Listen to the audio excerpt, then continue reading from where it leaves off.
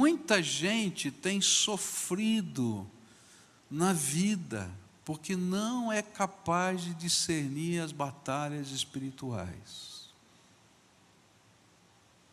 E quando começamos a lutar as batalhas espirituais com as armas humanas, nós levamos uma surra. E Jesus disse aos discípulos: todos vocês vão fugir e me abandonar, pois as Escrituras Sagradas dizem: matarei o pastor e as ovelhas serão espalhadas. Mas depois que eu for ressuscitado, irei adiante de vocês para a Galiléia. E então Pedro disse a Jesus: eu nunca abandonarei o Senhor, mesmo que todos o abandonem.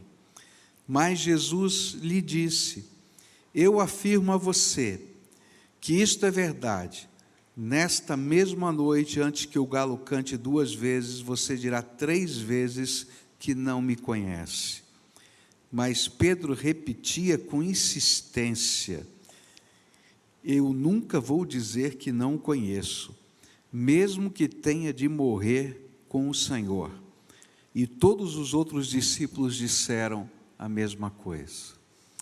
Pai querido, nós estamos aqui reunidos na Tua casa nesta manhã e cantamos, Senhor, que santo é o Teu nome, ó Pai, porque reconhecemos a Tua grandeza, a Tua santidade, o Teu poder, a Tua glória. Te louvamos por aqueles que foram batizados hoje, Senhor, e aqueles que ainda serão ao longo desse dia. Te louvamos pela confissão de fé, pela alegria, Senhor, que pudemos ver neles ao estarem descendo as águas e confirmando a sua decisão de te servir. Mas nesta hora te pedimos, fala conosco, toca o nosso coração, move, Senhor, aquilo que o Senhor precisa mover dentro de nós. Ó Pai, afirma aquilo que precisa ser afirmado, de tal maneira que a Tua graça se manifeste na nossa fraqueza. É aquilo que eu oro em nome de Jesus. Amém e amém. Você pode sentar-se. Quando eu e Cleusa estávamos nos preparando para o casamento, nós fizemos um aconselhamento pré-nupcial, e dentro desse pré-nupcial tinha alguns testes psicológicos, e a gente fazia então um teste, não é, olhando, pensando na gente, respondendo uma bateria de perguntas, e depois a gente repetia esse mesmo teste e tentava responder como se fosse o cônjuge da gente. Então eu respondia como eu achava que a Cleusa deveria responder, o que ela responderia. E aí, dentro dessa abordagem, era feito um gráfico, não é? com as pontuações das respostas e etc. E ele era sobreposto, não é? Então, o que eu me via e o que ela via em mim, não é? E vice-versa. E o interessante é que as áreas de conflito, elas geravam em torno das discrepâncias entre aquilo que a gente se via e que o outro via na gente. E é interessante que à medida que eu lia esse texto, né, e os textos seguintes que a gente vai acabar lendo no decorrer dessa mensagem, eu fui percebendo que o Senhor Jesus tinha uma percepção diferente de Pedro do que o Pedro tinha dele mesmo, não é? E que havia nessa discrepância alguns problemas que surgiriam no decorrer dos momentos seguintes daquele mesmo dia, e que isso iria gerar uma série de conflitos na vida de Pedro e na vida dos relacionamentos dos discípulos. Mas eu queria que você pudesse entender o que estava acontecendo e o que Jesus tinha como propósito ao afirmar essas coisas. A primeira coisa que a gente precisava entender é que faltavam poucas horas para Jesus ser preso. E esses eram os últimos gestos de amor e conselhos do Senhor Jesus. E ele tinha gasto grande parte do tempo daquela noite demonstrando amor e aconselhando os seus discípulos para os momentos que viriam a seguir. Então, se você lembra, ele lavou os pés dos discípulos, ele revelou o traidor, ele celebrou a ceia, instituiu a ceia do Senhor, depois ele convidou os seus discípulos para aquele momento mais íntimo de oração no jardim de Getsêmani, e isso está acontecendo nesse contexto.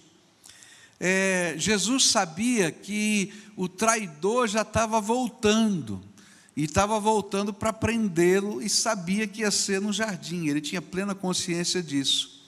E ele leva então os seus discípulos para orar junto com ele, e se preparar para esse momento muito conflitivo, tanto na vida de Jesus, quanto na vida dos seus discípulos. E é nesse contexto que Jesus faz uma série de revelações constrangedoras. E cada uma dessas revelações é algo assim que os discípulos não estavam preparados, especialmente Pedro não estava preparado para ouvir. E às vezes quando Jesus revela algumas coisas sobre a gente mesmo, a gente não está preparado para ouvir, a gente às vezes não gosta muito de ouvir. E a primeira revelação constrangedora vai aparecer nos versículos 27 e 28, onde a Bíblia diz assim: e Jesus disse aos discípulos: todos vocês vão fugir e me abandonar, pois as Escrituras Sagradas dizem: matarei o pastor e as ovelhas serão espalhadas.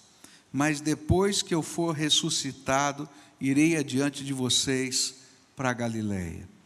A primeira grande revelação era, na verdade, um grande choque para todos os discípulos. Vocês não estão preparados para o que vai acontecer. Vocês não estão preparados para o que vai acontecer.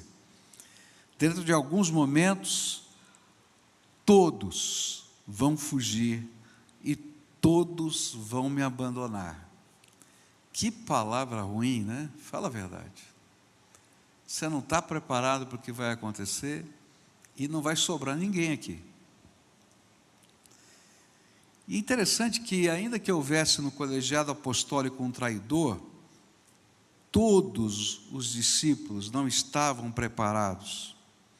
E naquele momento, eles não estavam em condições de enfrentar a perseguição que se levantaria contra Jesus e contra os seus discípulos. E aquilo que Jesus vai falar parece quase que inconcebível na mente deles, porque o compromisso e a fé que eles possuíam, de alguma maneira ia ficar abalada no meio daquela pressão da vida. O medo ia tomar o lugar do compromisso e da fé. E aqui há uma grande lição para a vida cristã. E a lição é a seguinte: por mais capacitados que nós tenhamos sido, não importa quanto tempo de discipulado você fez, por melhor que tenham sido os seus mestres na fé, não teve melhor mestre na fé do que Jesus. Há enfrentamentos que a vida proporciona que podem nos abalar. E nos abalam, não é? Se você olhar para a sua vida, você vai encontrar alguns momentos na sua vida em que você levou uma bordoada, não é? E você ficou tonto. E aí? Como é que é? Como é que funciona? E se isso já aconteceu na sua vida, eu quero dizer que você está muito bem acompanhado. Você está acompanhado de Pedro, de João, de Tiago, dos 12 apóstolos, que também viveram isso. E aí a gente vai aprender algumas coisas muito interessantes aqui nesse texto. É que nem sempre a gente está preparado para a vida. Há coisas que acontecem no nosso dia a dia que nos afetam. Há coisas que acontecem nos confrontos no nosso dia a dia que nos abalam emocionalmente, que nos abalam espiritualmente, e que isso faz parte do contexto da própria vida cristã. E é interessante isso porque não existem super-heróis na fé. Não tem ninguém aqui que seja um super-herói na fé. E todos nós precisamos da segunda parte dessa revelação constrangedora. A segunda parte é tremenda, porque ela revela quem é Jesus no meio da nossa fé oscilante. Jesus diz assim: olha, todos vocês vão me abandonar e todos vocês vão fugir. Mas quando eu ressuscitar, eu vou buscar cada um de vocês. E essa para mim é a coisa mais tremenda desse texto. De um lado, Jesus mostra a nossa fragilidade, a nossa pequenez. Jesus mostra o nosso coração em dúvida em tantos momentos. Mas de outro lado, Ele mostra a sua natureza, o Salvador que não desiste de nós. Quantas vezes a sua fé já foi abalada de alguma maneira? Quantas vezes você ficou com medo? Quantas vezes você não entendeu o que estava acontecendo na sua vida? E que talvez você imaginasse que isso seria motivo para Jesus se enfurecer com você, mas ao contrário, esse Senhor te ama a ponto de ir atrás de você. E é tão bonito isso, porque alguns estão lá em Jerusalém, depois da ressurreição, mas outros estão no caminho de Emaús, estão indo embora para a sua terra e para a sua cidade, desistindo de tudo. E aí aquela parábola, não é, das 99 ovelhas que ficam no aprisco, que ele vai buscar perdida, acontece exatamente com os seus discípulos. E ele deixa o rebanho lá em Jerusalém e vai caminhar um dia inteiro com os dois no caminho de Emaús, que estavam com a sua fé abalada. E ainda trabalha de uma maneira tão sutil, que vai expondo as Escrituras e mostrando que o Cristo tinha que morrer e ressuscitar através das profecias do Velho Testamento. Isso me fez lembrar, quando eu estava meditando nisso, de um hino antigo que reflete essa realidade. O hino tem a seguinte letra, eu acho lindíssima: oscilando minha fé, Cristo valerá, perseguido sem mercê, Ele valerá, Ele valerá, Ele valerá, seu amor por mim não muda, sim me valerá. Dá para cantar esse hino aí? Você consegue? Vamos tentar cantar esse hino? Porque tem tudo a ver, não é? Olha só que coisa linda, vamos lá.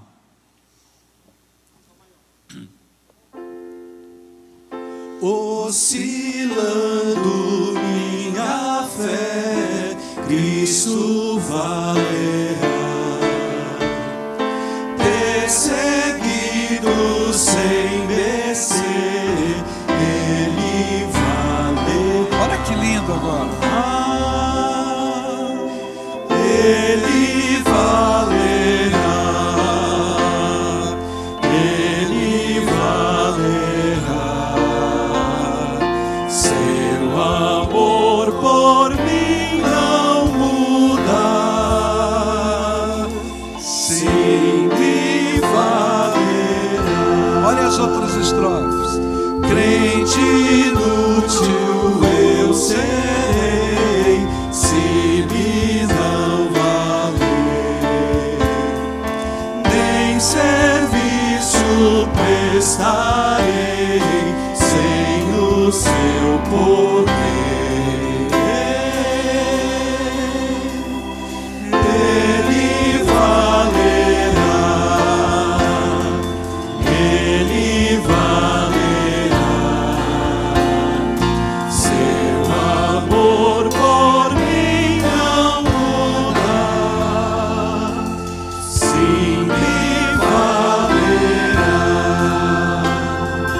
Com seu sangue me comprou, não me deixará. Vida eterna me outorgou, sim me valerá.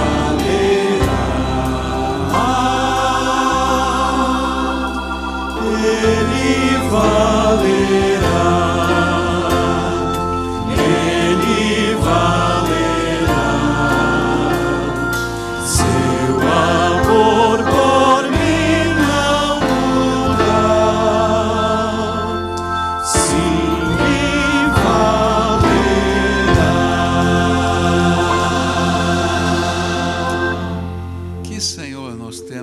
Fala a verdade.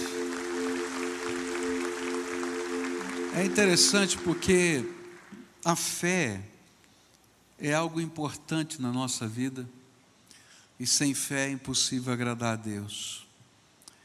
Mas até quando a nossa fé oscila, o Senhor nos ama. E o Senhor vai atrás da gente e vai tratar o nosso coração. Há coisas que a gente não consegue entender que acontecem na vida, há coisas que a gente não consegue explicar, há situações que nos colhem de tal maneira que a gente se sente como aqueles discípulos no meio da noite, apesar de toda a orientação, apesar de todo o cuidado, apesar de toda a profecia, mas o amor dele pelos seus discípulos não mudou, até quando eles não estavam ali. E é interessante porque Jesus desejava preparar os seus discípulos para estes momentos e dar-lhes a certeza de que nada pode nos separar do amor dele, a não ser nós mesmos. A única coisa que pode nos separar do amor de Deus é se um dia você decidir que não quer ser amado por Ele. Porque enquanto houver no seu coração uma abertura para que Jesus possa te alcançar lá no caminho de Emaús e trazer de volta, Ele vai fazer isso.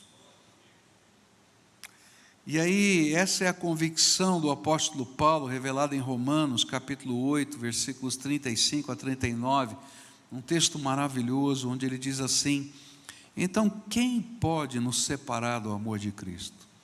Serão os sofrimentos, as dificuldades, a perseguição, a fome, a pobreza, o perigo ou a morte? Como dizem as Escrituras Sagradas, por causa de ti estamos em perigo de morte o dia inteiro. Somos tratados como ovelhas que vão para o matadouro.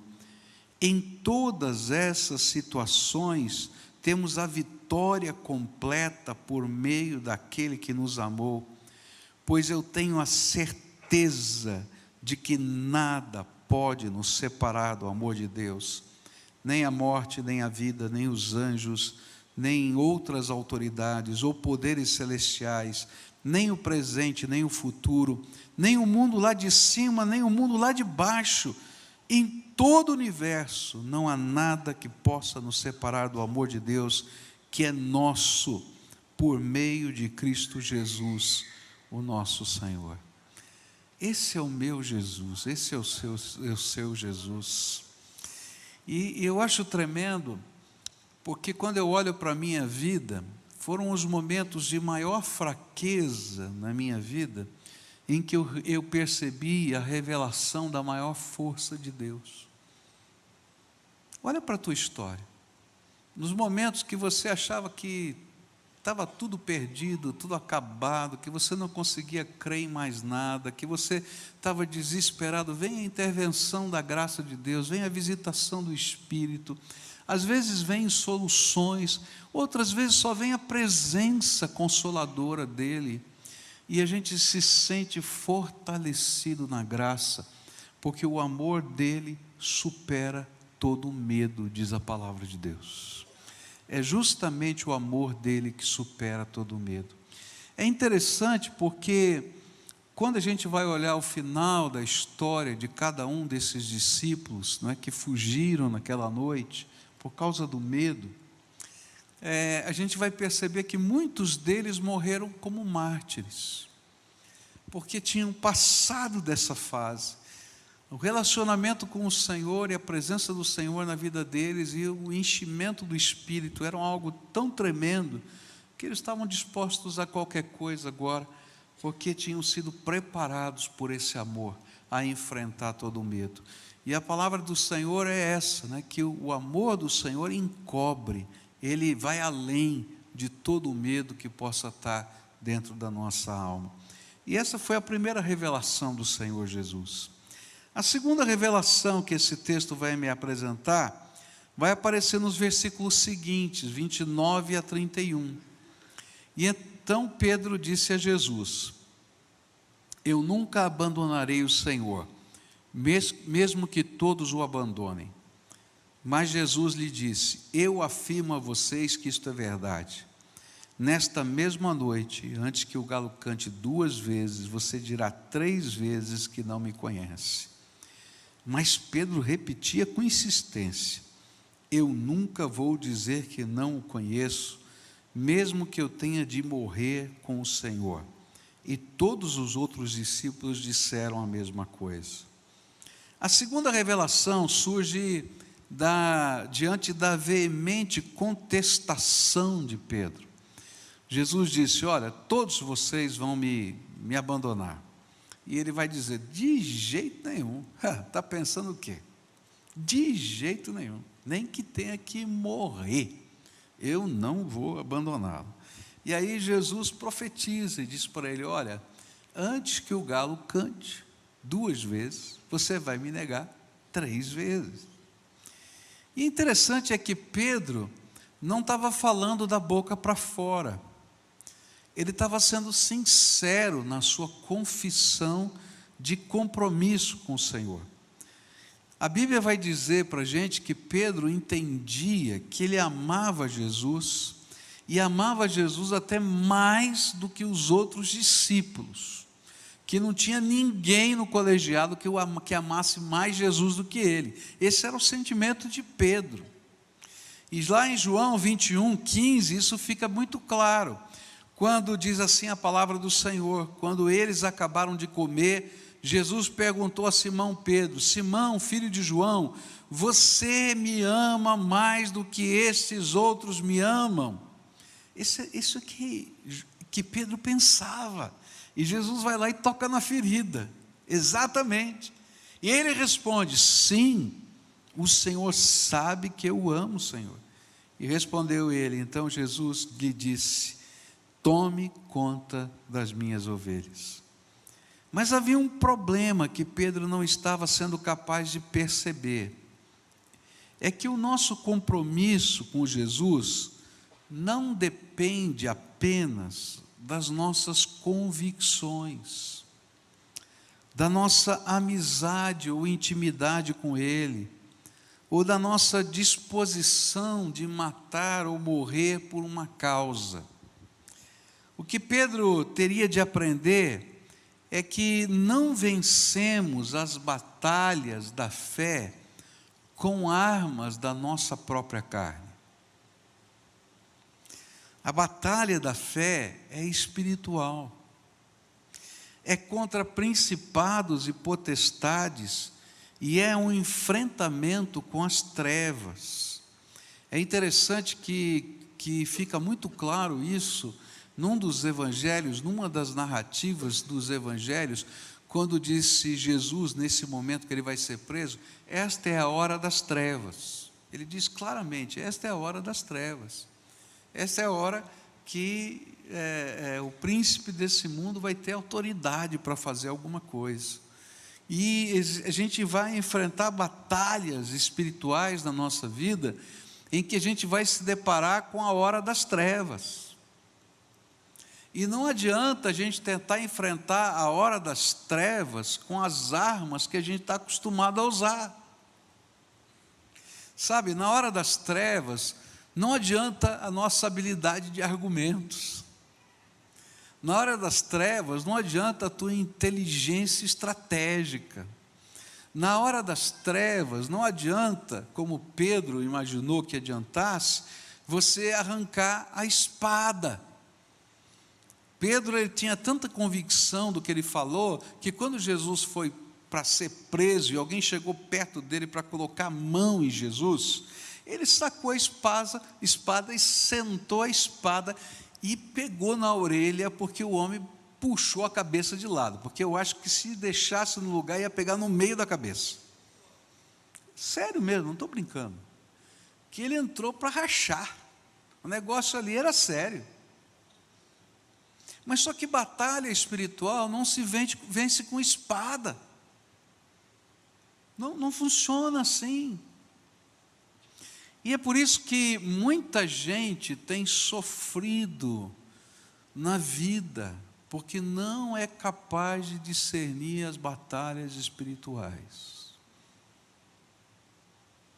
E quando começamos a lutar as batalhas espirituais com as armas humanas, nós levamos uma surra. E era isso que Jesus estava tentando ensinar para Pedro. O apóstolo Paulo deixa isso muito claro em 2 Coríntios 10, versículos 4 e 5, quando a Bíblia diz assim: as armas que usamos na nossa luta não são do mundo, são armas poderosas de Deus, capazes de destruir fortalezas, e assim destruímos ideias falsas, e também todo orgulho humano que não deixa que as pessoas conheçam a Deus.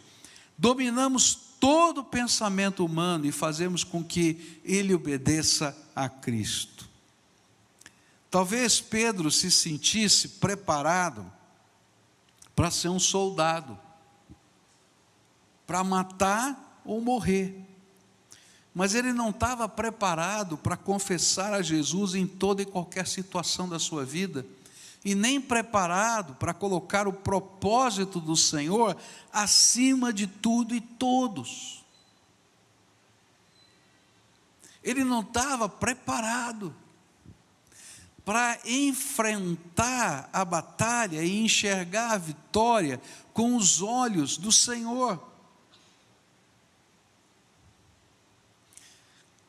A vitória seria vencida quando Cristo morresse na cruz, e todo principado e potestade seria colocado debaixo dos seus pés.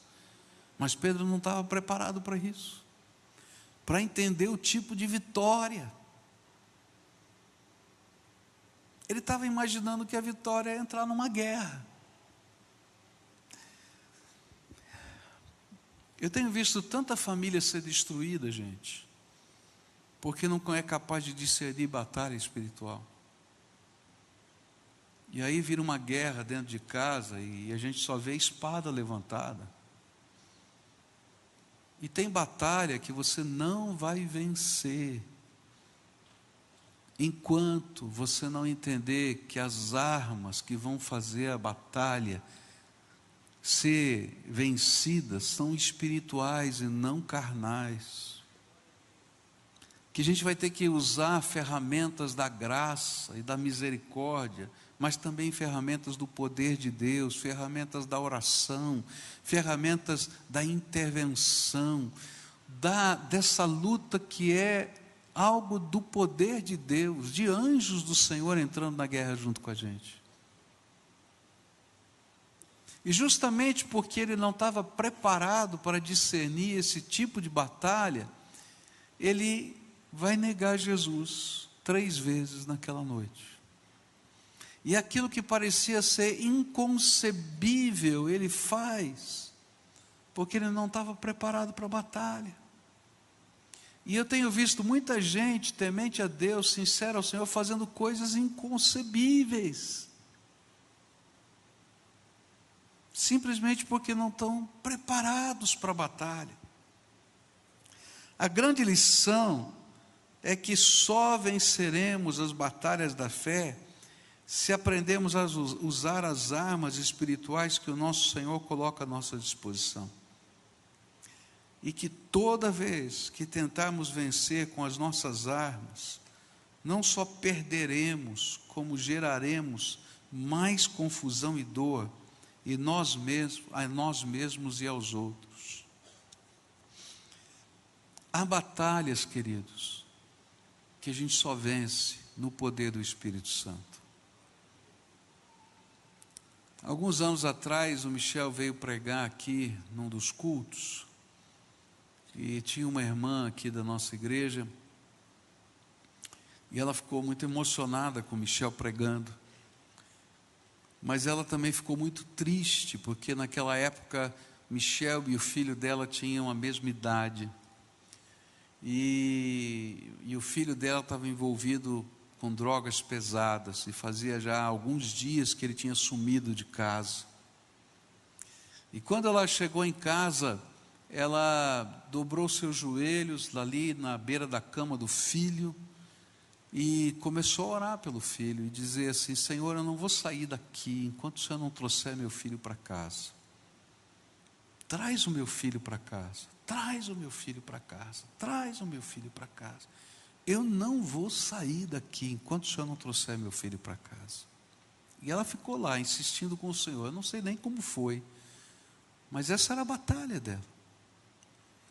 Nesse meio tempo, esse jovem estava numa das favelas da cidade de Curitiba, numa ruela, totalmente chapado. E saiu de dentro de um barraco uma senhora negra muito forte e disse para aquele menino: moço, menino, vai para casa, porque a tua mãe está chorando lágrimas de sangue agora. Vai para casa. E aquele garoto chapado começou a responder palavrões e xingar a mulher.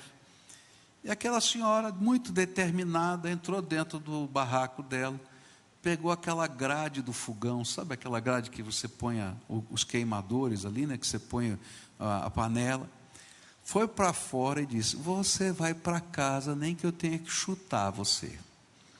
E começou a bater nas costas do garoto com aquela grade, disse: vai para casa, porque a tua mãe está chorando lágrimas de sangue por você, vai para casa. E o menino foi para casa. E quando ele chega em casa, encontra a mãe dele, sabe onde? Na beira da cama, chorando e clamando por ele. E escuta a oração da mãe. Aí ele senta na cama e disse: mãe, aconteceu algo muito estranho comigo hoje. Aí tirou a camisa e mostrou as marcas nas costas. E contou toda essa história. Hoje essa família não mora mais em Curitiba, mora em Brasília. Mas eu quero dizer para você que essa batalha que aquela mãe estava vivendo nunca seria vencida com as armas da inteligência, da capacidade, da determinação, da eloquência, dos esquemas. Porque há batalhas que são espirituais, que só se vence com o poder do Espírito Santo na nossa vida. Hoje essa família inteira está restaurada, está totalmente transformada, porque a batalha que às vezes enfrentamos na nossa vida é espiritual. E nós precisamos de armas do Espírito. E o que Jesus estava tentando ensinar para Pedro era justamente isso. Que as armas espirituais são aquelas que funcionam nos confrontamentos da nossa vida. Terceira lição que eu queria deixar com você nessa manhã. Vai aparecer nos versículos 32 a 38. Eu acho que aqui fecha o conjunto de ideias que Jesus estava querendo passar aos seus discípulos. Jesus e os seus discípulos foram a um lugar chamado Getsêmani. E Jesus lhes disse: sentem-se aqui enquanto eu vou orar. E então Jesus foi levando consigo Pedro, Tiago e João. E aí ele começou a sentir uma grande tristeza e aflição. E disse a eles: a tristeza que estou sentindo é tão grande que é capaz de me matar. Fiquem aqui vigiando. E ele foi um pouco mais adiante, ajoelhou-se e encostou o rosto no chão e pediu a Deus que, se possível, afastasse dele aquela hora de sofrimento. E ele orava assim: Pai, meu Pai, Tu podes fazer todas as coisas, afasta de mim este cálice de sofrimento, porém que não seja feito o que eu quero, mas o que Tu queres. E depois voltou e encontrou os 3 discípulos dormindo. E então disse a Pedro: Simão, você está dormindo? Será que não pode vigiar nenhuma hora? Vigiem e orem, para que não sejam tentados. É fácil querer resistir à tentação, o difícil mesmo é conseguir. E a terceira revelação constrangedora era que os discípulos, e mais especialmente Pedro, não era capaz de vigiar em oração nem uma hora com Jesus. E se você prestar atenção, você verá que, primeiro, Jesus, apesar de terem 3 discípulos que estavam ali pertinho dele, Jesus cita o nome de quem? De Pedro. Sabe, tudo que está acontecendo nessa noite tem algo a ver com Pedro. O Senhor estava falando com ele, era com ele a conversa, ainda que fosse para todo mundo, mas tinha algo especial. E você vai perceber outra coisa interessante, quantas vezes essa cena se repete. Se você ler o Evangelho, eu não vou ler agora por uma questão de tempo, mas se você ler, vai perceber que essa cena, Jesus vai lá, ora um pouco e volta, e reclama com eles, vai e volta, 3 vezes.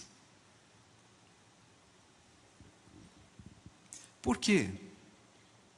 Porque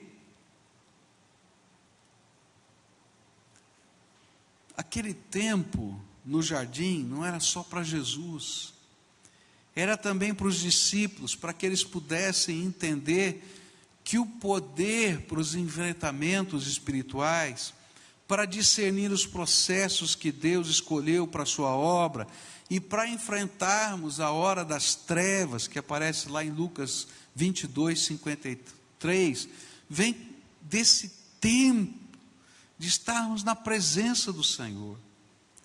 O poder para nós sermos capazes de aceitar e fazer a vontade de Deus, vem do tempo que vigiamos em oração. Por quê? Porque a nossa carne é fraca demais para esses enfrentamentos. Por isso, Jesus falou 3 vezes. E 3 vezes tem um duplo sentido aqui. Primeiro, na língua hebraica, e eles falavam aramaico no contexto geral, e publicamente, e comercialmente eles falavam grego. Na língua hebraica e aramaica, repetir 3 vezes a mesma coisa é igual ao superlativo da língua. Então, assim, qual é o máximo do máximo? Então, se eu quisesse dar uma ênfase que representasse o máximo do máximo, eu repetia 3 vezes, não é, aquela frase, para dizer, olha, isso aqui é o máximo do máximo. Então, você vai ver Jesus repetindo 3 vezes, para dizer, Pedro, esse negócio aqui é o máximo do máximo. Mas tem uma outra razão por que 3 vezes. Quantas vezes Pedro negaria? 3. E aí ele estava dizendo, Pedro, eu estou falando é com você, cara. O negócio é contigo, presta atenção. Você vai precisar disso. E aqui há uma mensagem muito particular, onde Jesus estava dizendo para Pedro algo que eu preciso ouvir, que você precisa ouvir. Pare de contar com você mesmo. Olha, sabe, tem hora que a gente tem que ouvir esse negócio, né? Fala a verdade. Pare de contar com você mesmo. Se você é uma pessoa muito ativa, muito determinada, que confia no seu taco, então eu estou falando para você, palavra do Senhor Jesus, para de contar com você mesmo. Pare de contar com a sua força. Você é muito forte, muito capaz. Pare de contar com a sua força. Você é corajoso, então para de contar com a sua coragem. Você é trabalhador, para de contar só com a capacidade do seu trabalho. Você é guerreiro, então para de contar com a sua espada. Você é um líder, para de contar com a sua capacidade de liderança. O que Jesus estava tentando ensinar para Pedro é, Pedro, você precisa do poder do alto, que eu vou derramar sobre você, quando o Espírito Santo vier sobre a tua vida. E para isso você vai ter que aprender uma lição. Vigia pelo menos 1 hora comigo.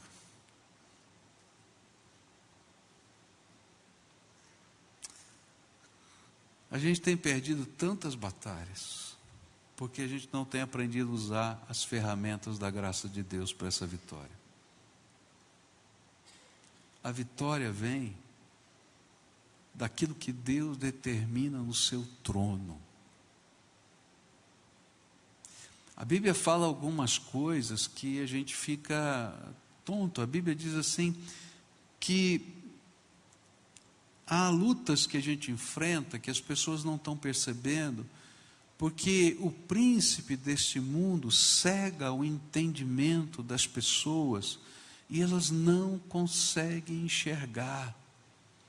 Mas as armas da nossa milícia, da nossa luta, são poderosas em Deus, para levar cativo tudo isso que é colocado como cegueira até o trono de Deus. Tem batalha que você não vai vencer argumentando, falando, fazendo, construindo, lutando. Ainda que a gente tenha que lutar e trabalhar, não estou dizendo o contrário. Eu só estou dizendo que o poder vem do alto. E que muitos dos enfrentamentos que nós vivemos, eles serão vencidos por intervenções do Deus Todo-Poderoso na nossa vida. E essas intervenções serão um mover de Deus, que a gente não consegue explicar e nem entender, que a gente não sabe nem como pedir. Lembra daquela mãe que eu falei? Ela nunca pediu, ó Senhor, manda alguém com uma grade do fogão para acertar nas costas do meu filho, ainda que ele precisasse levar uma surra mesmo. Não. E vou dizer mais, se ela tivesse dado aquela surra, não ia funcionar. Há coisas do poder de Deus que estão acontecendo, e que a gente não consegue explicar, e que é um mover do Espírito, e a gente tem que entrar nessa dimensão, e é isso que Jesus estava tentando dizer para Pedro. Pedro, olha, há uma dimensão diferente, que a gente tem que aprender a lutar nessa dimensão, e quando a gente começa a lutar nessa dimensão, as portas de Deus se abrem de uma maneira tão incrível, que a gente não consegue explicar. Anjos entram nessa batalha. Quando a igreja estava orando, porque Pedro estava preso na cadeia, foi o anjo do Senhor que foi lá e tirou Pedro da cadeia,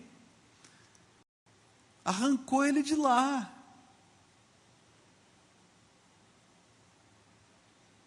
Há coisas que a gente não sabe explicar, mas que estão acontecendo, e que dá para a gente perceber que a gente só vai vencer com as armas do Espírito de Deus. Nessa manhã, eu queria desafiar você a aprender com Pedro, Tiago, João e os 12 apóstolos. Primeiro, que a nossa fé oscila, e que Deus está preocupado com você, e Ele vai atrás de você e vai tocar o seu coração para que você possa ser restaurado. Mas Ele também está trabalhando na tua vida para você entender que as ferramentas que lhe dão vitória são ferramentas espirituais. Não vem da força da espada, mas vem da nossa capacidade de entrar num quarto de guerra e falar com Deus, e buscar a face de Deus, e conhecer o poder do Espírito Santo de Deus. Eu estou falando aqui com a minha igreja, e eu queria dizer para você, querido, Deus quer revelar para você o poder dEle. Eu não sei o que tipos de experiências você já teve no poder do Espírito Santo de Deus, mas eu quero dizer para você que tem mais, tem muito mais, que Ele tem mais para derramar sobre a tua vida, que Ele tem mais para fazer sobre você, que Ele tem mais para derramar da sua graça sobre você, e que às vezes nós perdemos tanto, porque nós imaginamos que a gente pode construir a vida sem essas armas espirituais, mas são elas que fazem as coisas de fato acontecerem. De tempos em tempos eu gosto de ler o livro de Números outra vez, porque eu vejo lá um pastor enfrentando uma batalha tão grande de levar um povo para uma terra prometida, e ainda Deus lhe dá uma missão horrível, ficar perambulando no deserto 38 anos, ficou 40, mas 38 perambulando. E eu imagino que coisa horrível. Senhor, o Senhor me faz ser pastor desse povo perambulando no deserto, sabendo que todo mundo vai morrer aqui, que eu não tenho como levar para o futuro melhor. Que raio de líder eu sou. Então você imagina, todos os problemas aconteceram, mas o que Deus vai ensinar para Moisés é que quando ele entrava na tenda do encontro, as coisas aconteciam. As ciladas eram reveladas, o poder da destruição era desfeito, o juízo, quando era necessário, vinha, o socorro vinha, porque esse é o Senhor da nossa vida. Nessa manhã eu queria orar com você, queria interceder pela tua vida hoje, que o Senhor abra os teus olhos para perceber que você não é tão forte, porque se os discípulos não foram, eu não sou melhor que eles. Que a minha espada não funciona, e aí você pode aplicar essa espada para qualquer coisa que esteja na sua mente, ou que seja o teu ponto de força, que eu preciso olhar para cima e depender dele todo dia. Você precisa depender dele todo dia para produzir no teu trabalho. A Bíblia diz que o nosso fruto do trabalho é bênção de Deus sobre as nossas mãos. Você pode ter toda a habilidade profissional do mundo, mas se Deus não derramar a bênção, você não vai conseguir. E muitas das batalhas que a gente vive, mesmo no meio da crise, são batalhas espirituais, que a gente tem que transformar em obra da graça e pedir: Senhor, abençoa aquilo, abençoa, e abençoa com propósitos, para que eu entenda a missão que o Senhor tem para mim. Nossa casa precisa da bênção de Deus, nossos filhos precisam da bênção de Deus. Você pode ser o pai mais maravilhoso, a mãe mais maravilhosa do mundo, mas não tem pai ou mãe que não erre muito. Não é pouquinho não, muito. Estou falando sério. Todos nós erramos muito, mesmo sem querer. E nós precisamos da bênção de Deus sobre os nossos filhos, ainda mais num mundo como esse que a gente vive hoje. Nós precisamos da bênção de Deus. Tem lutas que estão acontecendo agora na tua casa, que você precisa da bênção de Deus. Mas aí você vai ter que aprender a vigiar com Jesus 1 hora pelo menos. Entrar na presença de Deus e dizer: Senhor, eu estou aqui porque eu vim buscar orientação, buscar força, buscar sabedoria. E sabe, isso não pode ser um evento na nossa vida, tem que ser um estilo de vida. Fica de pé aqui para a gente orar junto, você concorda? Todos nós precisamos aprender essas lições. Todos nós precisamos da intervenção do Espírito Santo. Todos, todos, todos. Senhor Jesus, nós estamos em pé na tua presença, nos apresentando diante do Senhor, porque as revelações que o Senhor fez a Pedro, elas são revelações que se aplicam a nós. Eu quero confessar ao Senhor diante dos meus irmãos que quantas vezes na minha vida a minha fé oscilou.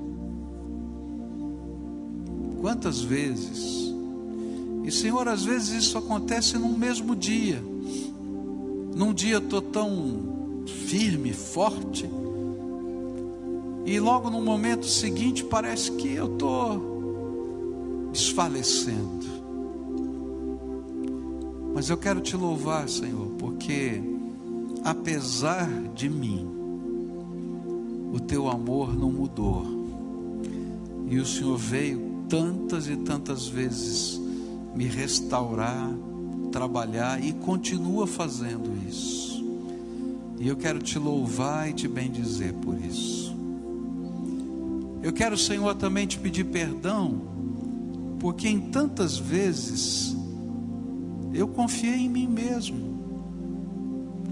Me parecia o mais natural e fácil de fazer.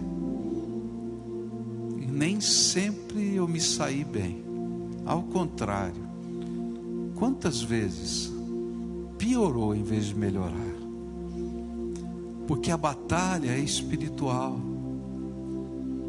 E eu quero te pedir, Senhor, agora, vem com graça sobre o teu povo, vem com graça sobre a minha vida, de tal maneira que as armas dessa batalha sejam doadas pelo teu Espírito.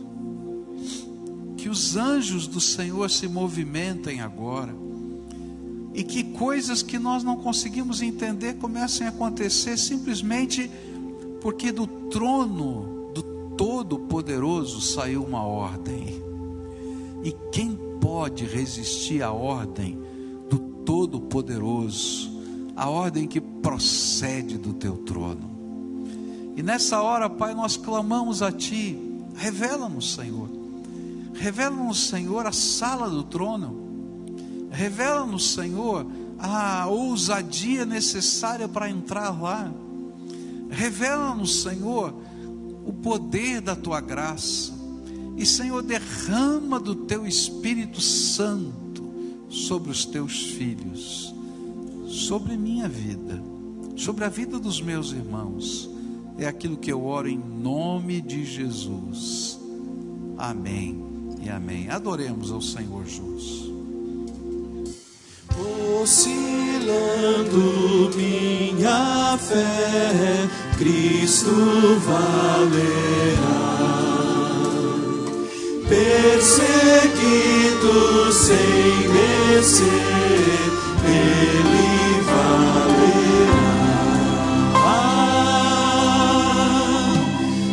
Ele valerá. Ele valerá. Seu amor por mim não mudar. Sim, me valerá. Crente inútil eu serei, se me não valer. Nem serviço prestarei sem o seu poder.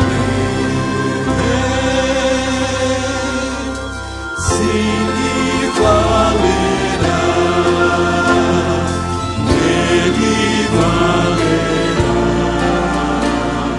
Seu amor por mim não mudar.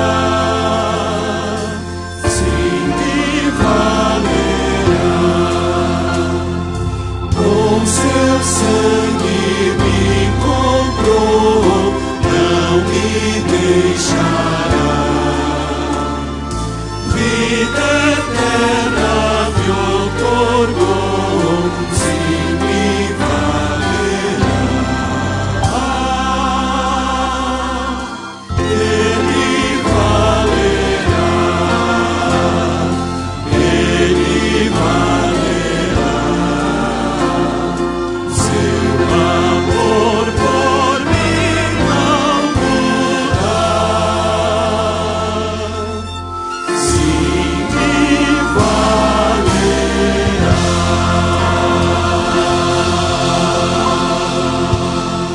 Aleluia. Ele me valerá. Amém. Deixa eu orar com você aqui. Pai querido, continua conosco durante esse dia, continua com o seu povo, leva cada um em paz, e que a boa mão do Senhor esteja sobre cada um dos teus filhos que estão aqui. Confiamos em Ti e sabemos que Tu estás conosco. Então continua escutando o clamor do Teu povo e naquilo que o Senhor tem preparado para cada um essa semana. Mesmo que oscile a nossa fé, nós possamos ter a certeza de que o Senhor está conosco. É assim que oramos, Pai, em nome de Jesus. Amém, Senhor. Amém. Vai na graça do Senhor Jesus.